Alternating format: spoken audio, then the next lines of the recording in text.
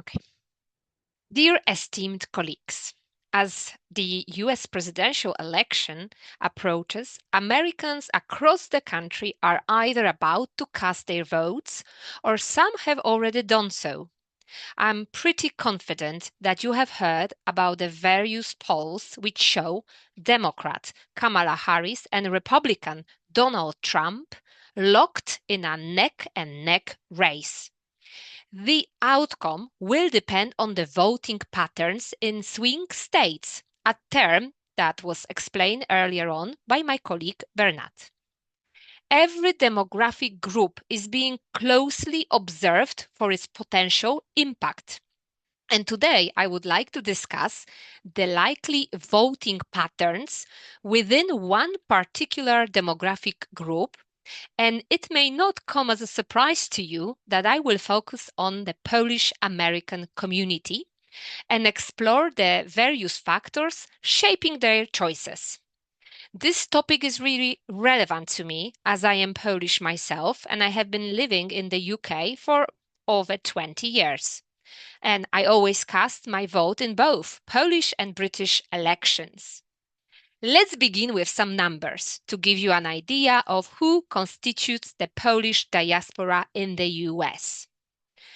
According to the US Census, there are an estimated 8.81 million self-identified Polish Americans, and that number represents about 2.67% of the US population. The Americans of Polish descent are the children, the grandchildren, and great-grandchildren of immigrants from Poland. They are concentrated in states such as Illinois, Michigan, Wisconsin, and Pennsylvania. These states are often crucial in deciding the outcome of US elections. Voters with Polish roots make up 5% of the electorate in Pennsylvania and about 8% in Michigan and Wisconsin. An interesting fact that I wanted to mention to you, and actually it goes very nicely with Amory's speech, because she did talk about it, that each state has got their own set of rules for voting. And in Chicago, in the state of Illinois, one can vote in 12 languages. Imagine that the Polish language was actually added to that list of languages being available in the election 4 years ago and is also available tomorrow. So people can vote using on the touch screen the Polish language. So that is how important that demographic group is. You may be wondering what the key factors influencing the Polish diaspora's vote are. I'm going to focus on three main factors which will influence the voting preferences of Polish Americans in tomorrow's election. And these are cultural values, economic policies, and foreign policy.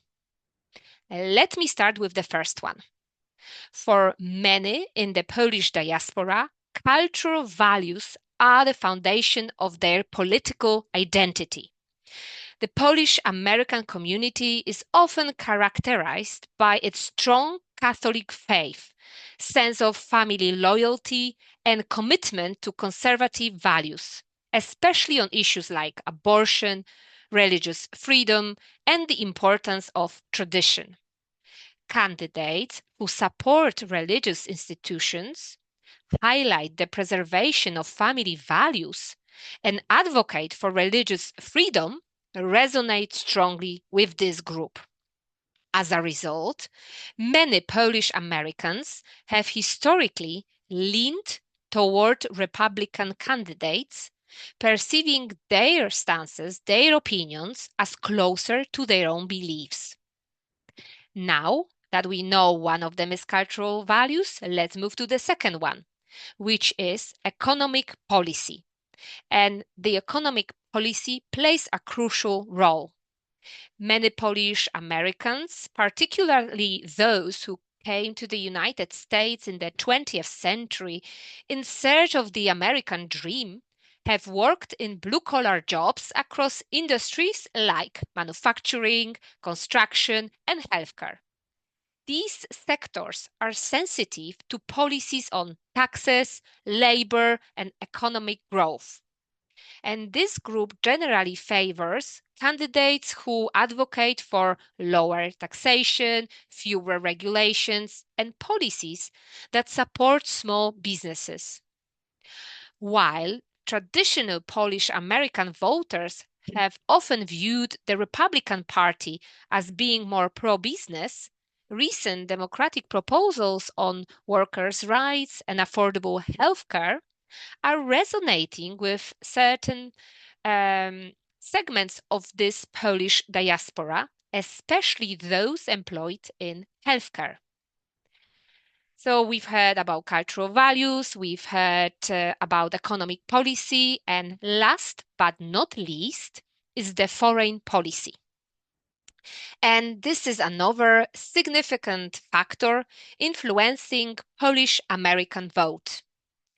The community follows US-Poland relations closely and is aware of Poland's security concerns.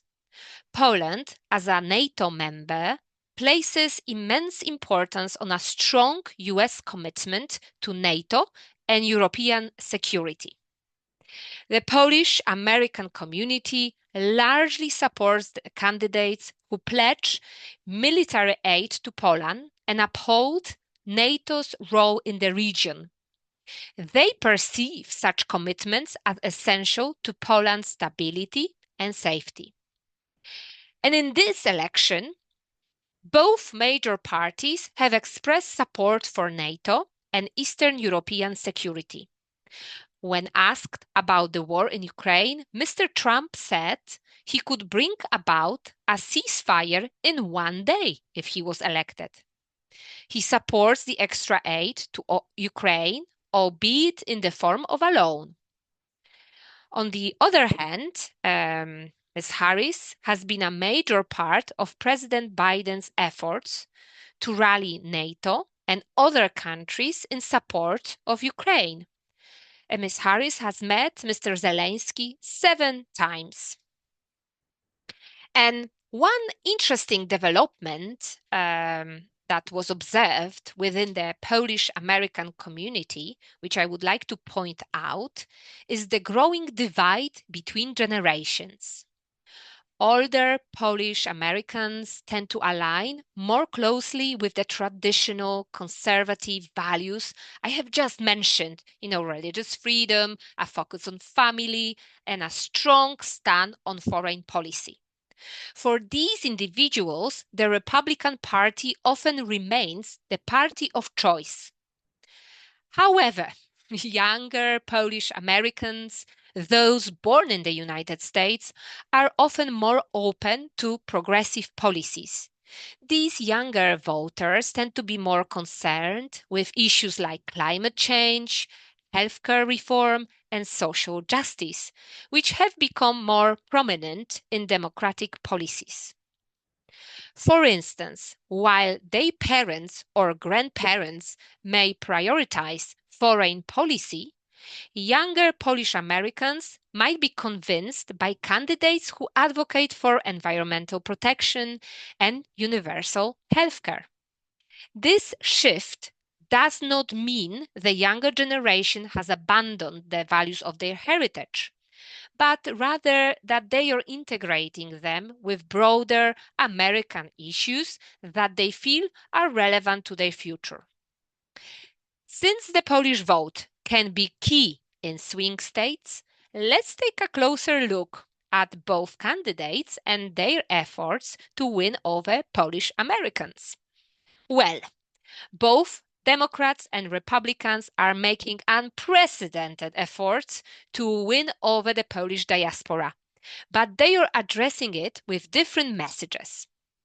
The Democrats' message focuses on the war in Ukraine and the importance of NATO, highlighting Trump's alleged sympathies for Russian President Vladimir Putin. The Republican strategy, on the other hand, is much less organized, but Trump is directly involved in it, referring to Polish symbols and history in his message. As part of the campaigning, the former president has held meetings with Polish activists in New York and addressed Americans of Polish descent through social media on numerous occasions. And both candidates have actually just held rallies in Wisconsin, as you may know. And Wisconsin is one of the swing states. And I mentioned to you at the beginning of my presentation that voters with Polish roots constitute 8% of the electorate there.